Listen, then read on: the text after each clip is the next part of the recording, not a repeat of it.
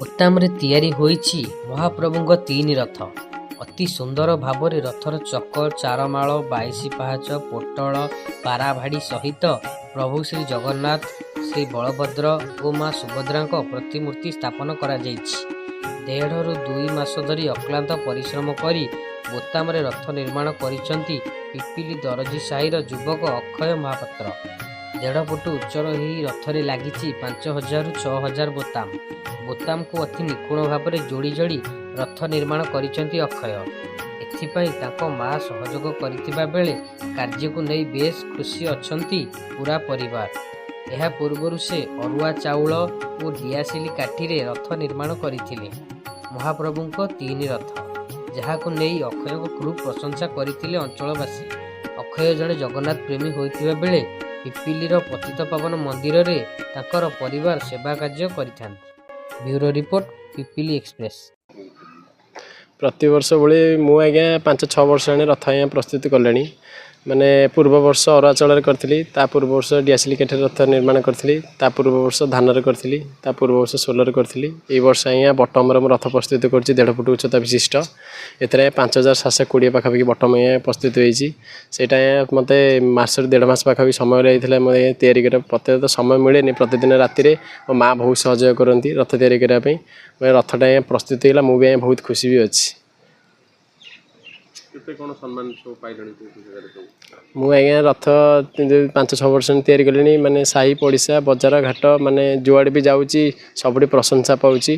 पूर्व थर जो अरुणाचल रथ निर्माण करते से श्रीजुक्त नवीन पट्टनायक सार को प्रदान करके आसती। से भी बहुत अत्यंत खुशी होते। से भी बहुत भी कथा मत भी कही मुझे बहुत भी खुशी पाक जहाँ रथटा पहुँची जाता।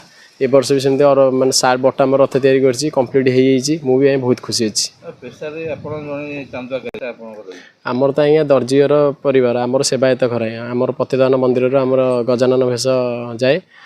प्रति वर्ष एमती रथयात्रा पाखे मनर केमती भाव गुड़ा मुझे प्रतिदिन तो चांदुआ प्रस्तुति भी करे। प्रतिदिन समय बाहर करा गोटे माने माने गोटे प्रतिदिन रथयात्रा समय किसी ना कि गोटे उपहार प्रदान करी जहाँ टोटाली तैयारी करे माने समस्त गोटे प्रशंसा पाए। मुझे बहुत खुशी भी अच्छी। मो ना सुरेन्द्र महापात्र पिपिली पत्तन परिचालक कमिटी मु सभापति अटे। अक्षय महापात्र से आमर चांदा कारीगर हेले से आज की 6 वर्ष लानी विभिन्न प्रति वर्ष नुआ नुआ ढंग से गोटे करुँच।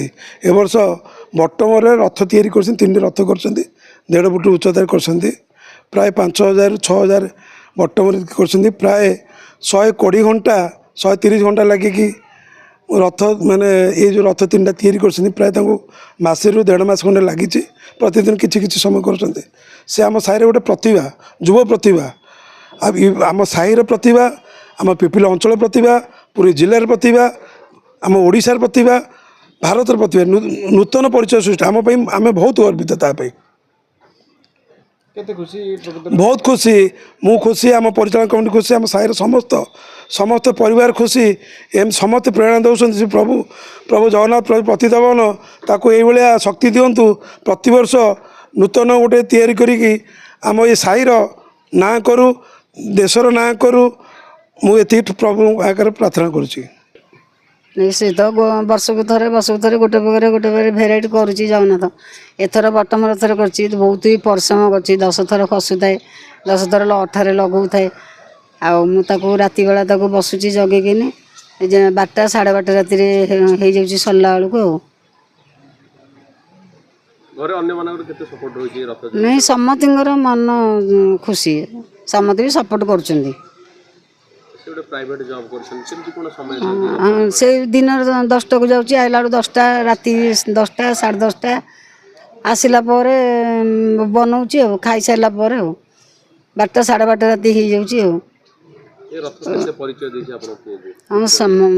सबुठी तो सम्मान पाऊँ 3-4 जगार भी पाइला सम्मानित। आउ सबुठी आम जागृति महोत्सव सेपट छक आ जो नवीन पट्टनायक समस्ते एक कर आम भी खुशी घर समस्ते साई पड़सा समस्ते भी बहुत खुशी। हाँ जगन्नाथ को तो सब डाकुची भगवान तक एमती काम चांदुआ कम खंदुआ कम कर समस्त आगू सी जमी उन्नति करूँ। ଆମର ତ ସବୁ ଏଇ ବ୍ୟବସାୟୀ, ଆଉ ତ କିଛି ନାହିଁ। ଆଉ ଦୋକାନରୁ ଆସିଲା ପରେ ତାକୁ ଯେତିକି ସମୟ ମିଳୁଛି ଗୋଟେ ଗୋଟେ ବି ଅର୍ଡ଼ର ରଖୁଛି। ବ୍ୟାଡିଂ, ରଥ କାମ, ନାଁ, ବାହାଘର ନାଁ ସବୁ ସେ ତିଆରି କରୁଛି। ଆପଣ କେତେ ଖୁସି ଅଛନ୍ତି? ହଁ ମୁଁ ତ ବହୁତ ଖୁସି। ହଁ ସେ ତ ଗୋଟେ ବାପାଙ୍କର ନାଁ ରଖିଥିଲେ, ବାପା ଏମିତି କରୁଥିଲେ, ବାପାଙ୍କ ପରେ ପରେ ଭାଇ ଏନେ କରୁଛି, ସାନ ଭାଇ କରୁଛି, ତାପରେ ଏନେ ମଝିଆ ଭାଇ କରୁଛନ୍ତି, ସମସ୍ତେ କରୁଛନ୍ତି ଆଉ। କିନ୍ତୁ ସାନ ଭାଇ କିନ୍ତୁ ତାପରେ ଆଗକୁ ଯାଉ ଆମେ ଟିକେ ଚାହୁଁଛୁ ଟିକେ। ଆଉ କେତେ ଖୁସି ଲାଗୁଛି ବହୁତ ଖୁସି ଲାଗୁଛି। ଆପଣ ସହଯୋଗ କରୁଛନ୍ତି ଏ ରଥ କାମରେ? ନାଇଁ ସେ ତ ନିଜେ ନିଜେ ସବୁ କିଛି କରୁଛି।